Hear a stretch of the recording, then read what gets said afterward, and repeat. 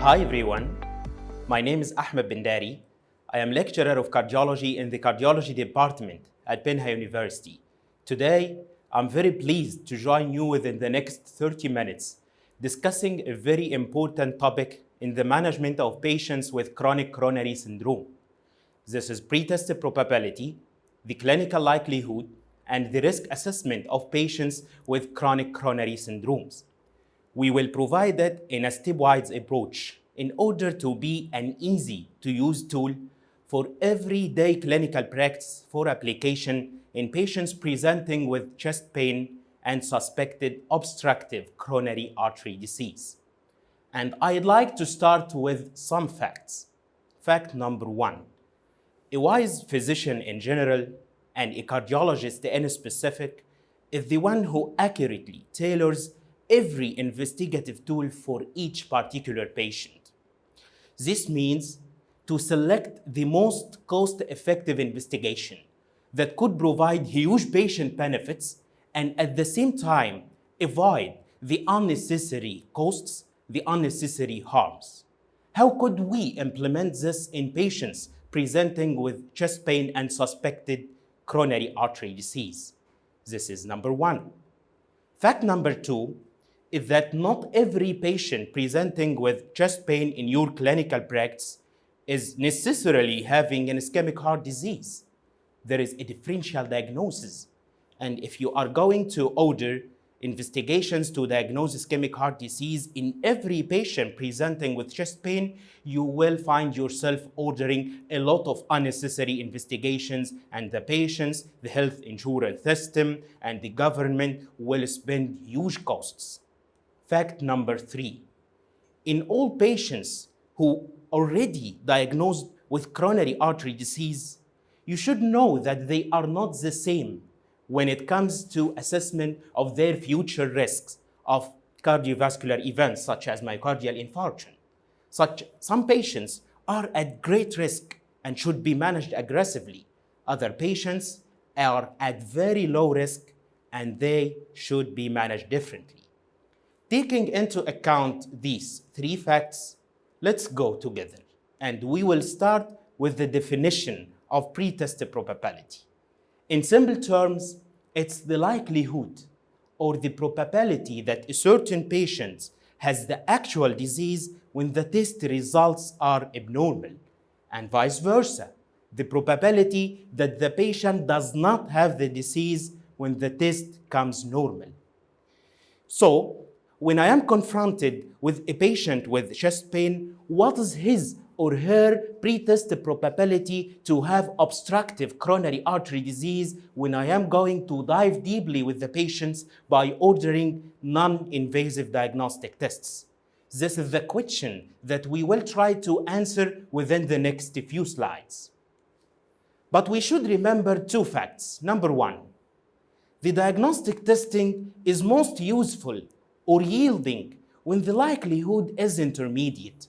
In other words, when the likelihood is very high or very low or at the extreme ends of the probability range, you can assume based on your clinical assessment alone, if the clinical likelihood is very high, that this patient is actually having obstructive coronary artery disease without going for further non-invasive diagnostic tests.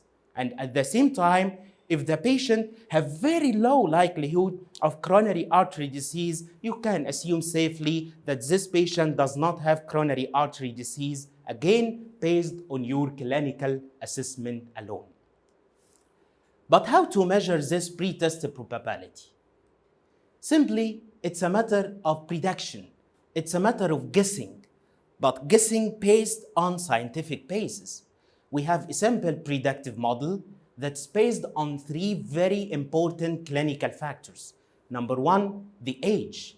A young age, 30 years for example, is completely different than an old age, for example, more than 70 years old. Number two, the gender. And we have been classically taught in the medical school that premenopausal females are at much less risk of having obstructive coronary artery disease when compared to their male counterparts. The third factor is the nature of symptoms. To what degree is this chest pain typical? And we will discuss now within the next few slides what is typical, what is atypical, and what is non-anginal pain. A cautionary note that you should make your threshold high in suspecting obstructive coronary artery disease. This is because recent studies have shown that the actual prevalence of coronary artery disease in the community is much less than what has been previously reported.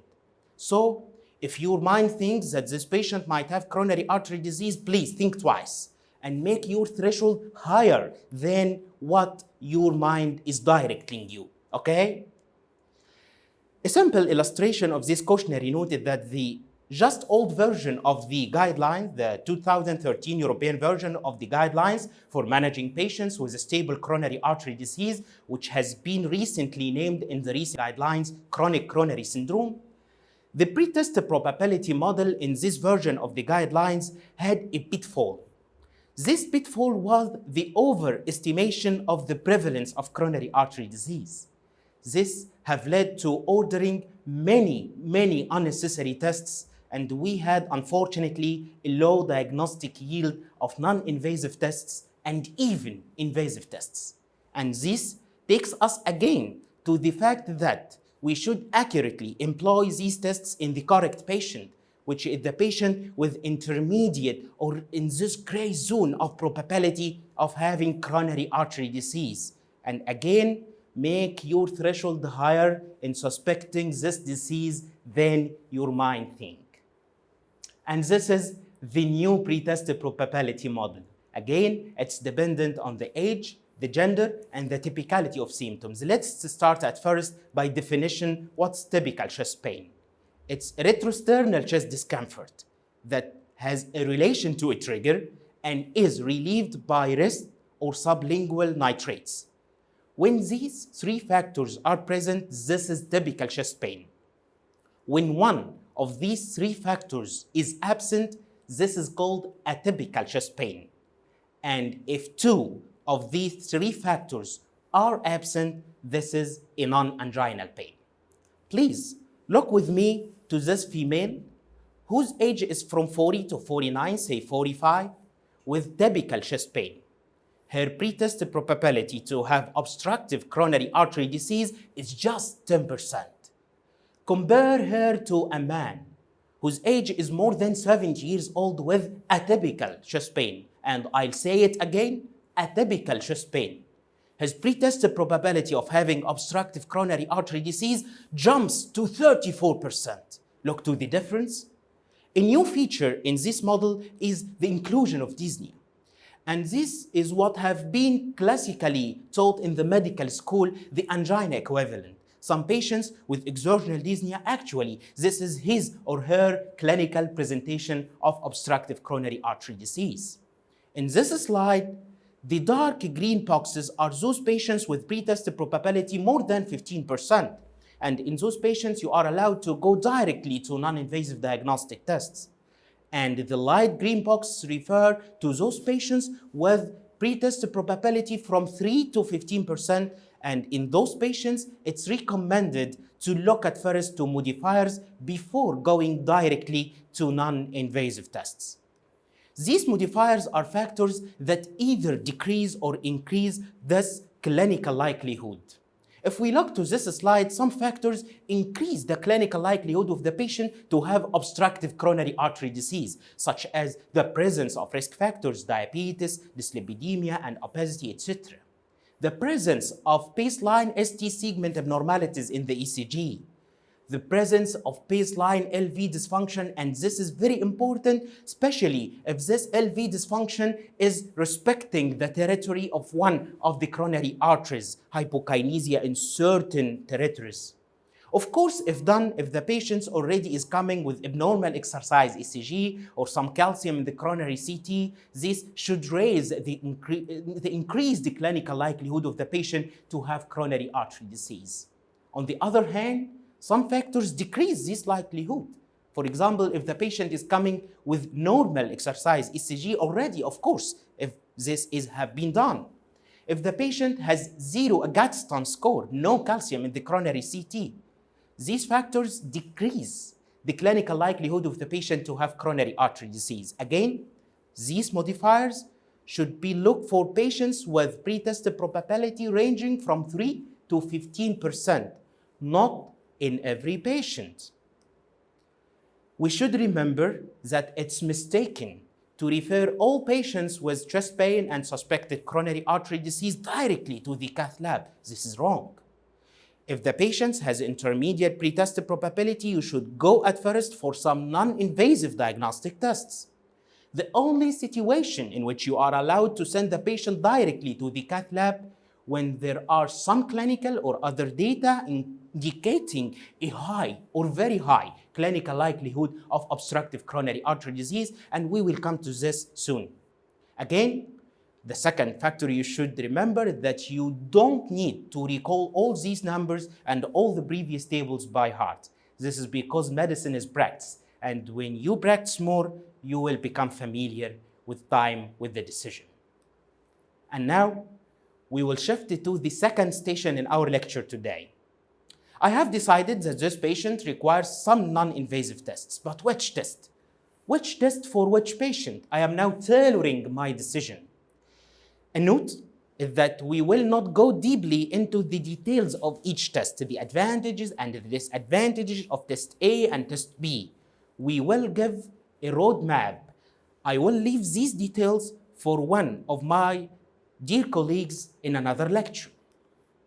First, you should take in mind that when you are selecting a certain test for each particular patient, this is a matter of interaction between two important factors. The first is the clinical likelihood we just mentioned a few minutes ago, and the second is the characteristic of the test itself. For example, some patients we know have ST segment abnormalities at the baseline. Those patients should not be subjected, as we know, to exercise ECG and so on. You got it? Some concepts you should be familiar with before diving deeply with the details. First, please forget about exercise ECG as a diagnostic test, because its power to rule in or rule out obstructive coronary artery disease is very limited, to the degree that some experts look at it now as part of the routine clinical examination. It's not a good diagnostic test. And if you look to the recent guidelines, whether the European guidelines or the American guidelines, you will feel that they are pushing to some sort of imaging tests rather than stress ECG as the initial diagnostic test for obstructive coronary artery disease. And this slide is a simple illustration and confirmation of these concepts. This slide illustrates the interaction between the clinical likelihood we just discussed a few minutes ago and the test characteristics or the test abilities or the test power to diagnose coronary artery disease.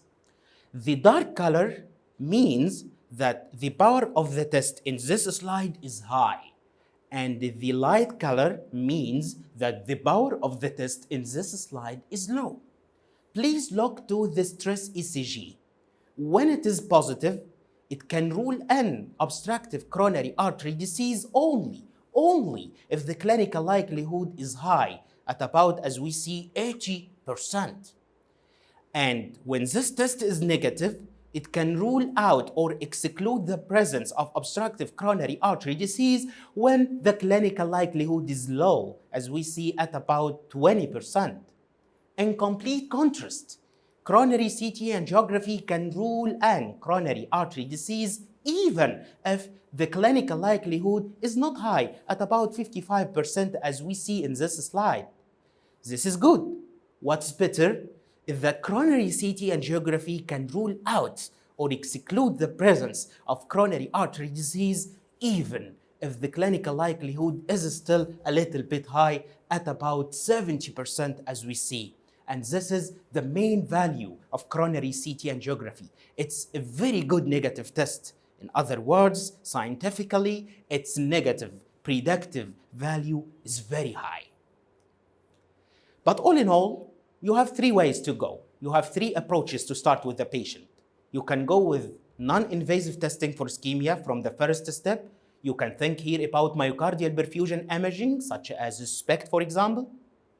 You can start with coronary CT angiography, and sometimes you can start with invasive coronary angiography.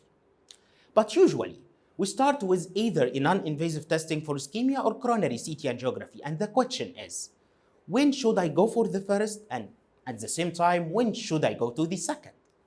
I would prefer non-invasive testing for ischemia or stress myocardial perfusion if the clinical likelihood is high and I'm planning to revascularize this patient and I want to know if he or she is suffering from hemodynamically or, in other words, functionally significant ischemia or not.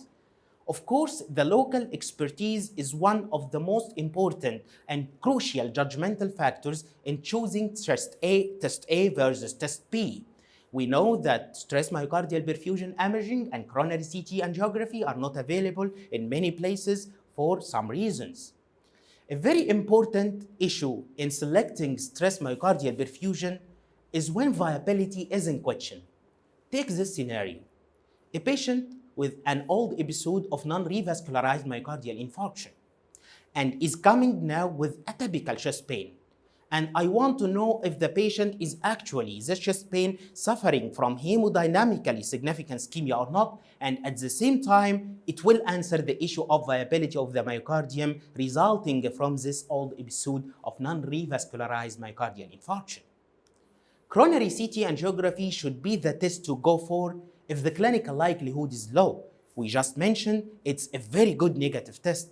Of course, the patient characteristics should be suitable. We know that the heart rate should be around 70 beats per minute. The patient should not have a morbid obesity, should not have extensive coronary calcification. I also would go for coronary CT angiography if I am inclined to look for some atherosclerotic markers and evaluate the atherosclerotic plaques and so on. But when to go to invasive coronary angiography? From this slide, we could appreciate that if you already have diagnosed coronary artery disease based on non-invasive tests or coronary CT angiography, and you have given the patient optimal medical therapy, and the patient is still with refractory symptoms, this equals invasive coronary angiography. But this is not my question. My question is when you should start upstream or from the early beginnings with invasive coronary angiography. I would go for invasive coronary angiography if the clinical likelihood is high and I am already diagnosing coronary artery disease and the patient is with refractory symptoms refractory to the initial medical therapy. In this scenario, I'll not wait. I'll not wait also in patients with typical angina at low level of exercise. Some patients say, doctor, when I go from my bedroom to the bathroom, I feel severe chest pain. Don't wait in this scenario. Please don't wait also if the patient is having a baseline LV dysfunction, but it should be suggestive of coronary artery disease. You should put in mind that if you did invasive coronary angiography and you found a coronary stenosis more than 90%, or if this coronary stenosis is correlating with what you have found in the report of myocardial perfusion, you should go directly for revascularization. This is the main value of invasive coronary angiography. But on the other hand, if the stenosis is intermediate, ranging from 50 to 90%, you should do a test to assess the functional significance of this stenosis. For example, FFR or functional flow reserve. I will not go through the details. This is beyond the scope of this lecture. And if you found that this coronary lesion is significant, go directly for revascularization. And these are snapshots from the guidelines, confirming the idea that non-invasive functional imaging for ischemia or coronary CT angiography should be the initial tests to diagnose coronary artery disease in patients in whom you cannot exclude the presence of obstructive ischemic heart disease clinically. The guidelines also stress on the idea that there is an interaction between two important factors, the clinical likelihood and the characteristics of the test itself when deciding which test to select for which patient. Again, the guidelines answer to the question when to consider invasive coronary angiography from the early beginnings. I repeat them. Number one, typical chest pain at low level of exercise, don't wait. Don't wait if you diagnosed coronary artery disease based on high clinical likelihood and the patient is having refractory symptoms to optimal medical therapy. Don't wait also if the patient is having a baseline LV dysfunction suggestive of coronary artery disease. The guidelines teach us also when to avoid CT angiography and exercise ECG. CT angiography is not recommended again if the clinical likelihood is high. It's not a good positive test compared to its very high negative predictive value. Don't go for CT angiography if the patient is morbidly obese, if the patient is tachycardic at rest, if the patient is having extensive coronary calcification, or if he or she cannot hold his or her breath. A point that I feel that it is a matter of confusion to many is the coronary calcification. Please, coronary calcification has nothing to do with the evaluation of obstructive coronary artery disease.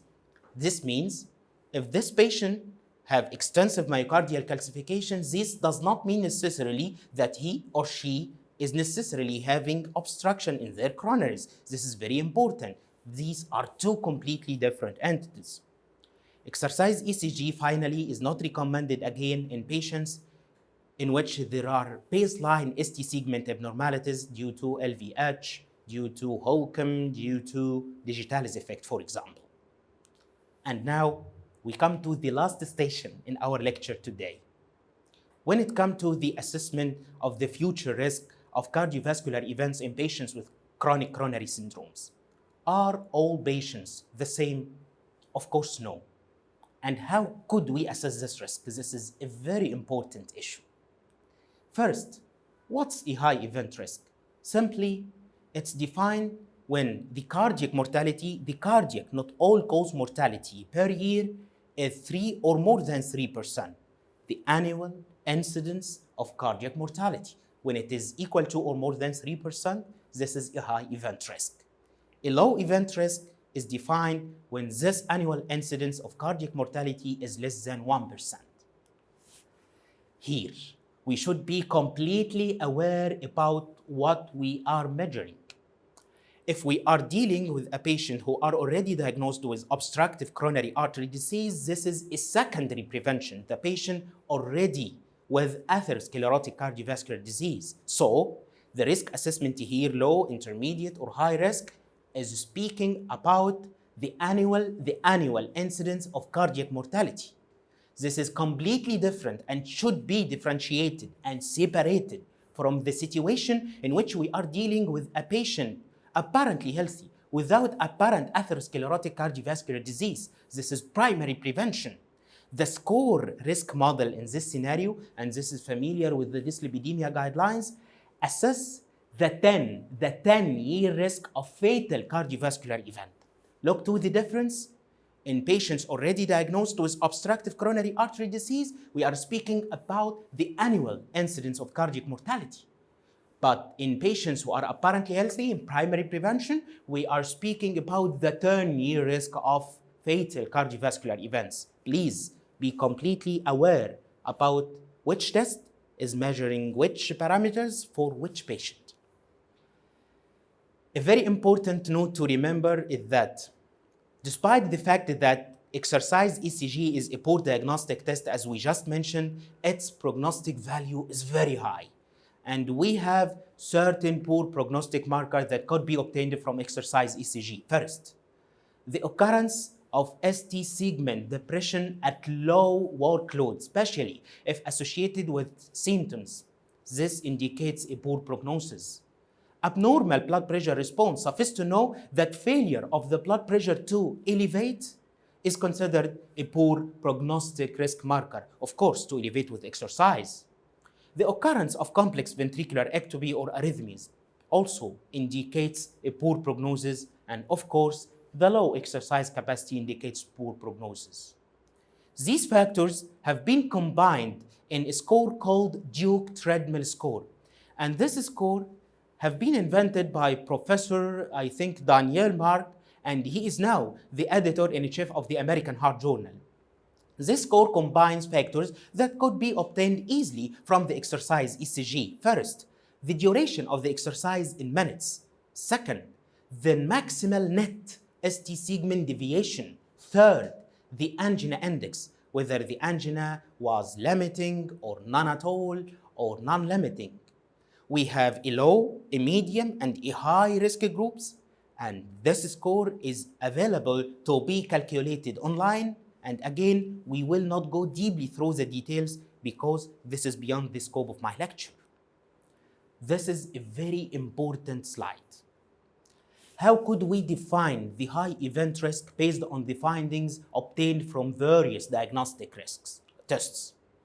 We will go slowly through them. First, if the patient underwent an exercise ECG and his or her Duke treadmill score is high, less than -10, this indicates a high cardiovascular mortality more than or equal to 3% per year, number one. Number two, if the patient did stress myocardial perfusion imaging, SPECT or PET or whatever, and we found that the area of stress-induced ischemia is more than or equal to 10% of the whole left ventricular myocardium, this is a high event risk.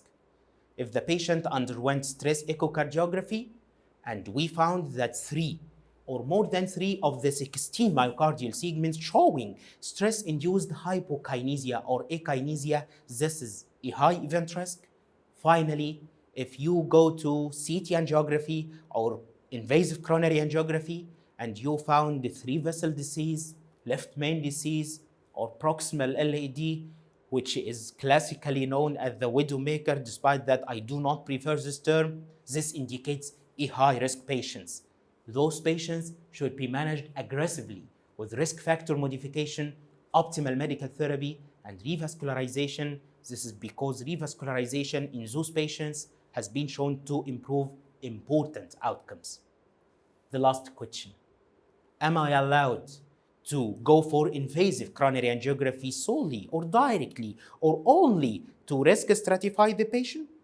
In other words, if I want to know if this patient is high risk or low risk, should I go to invasive coronary angiography only for this purpose to see if the coronaries are bad or good?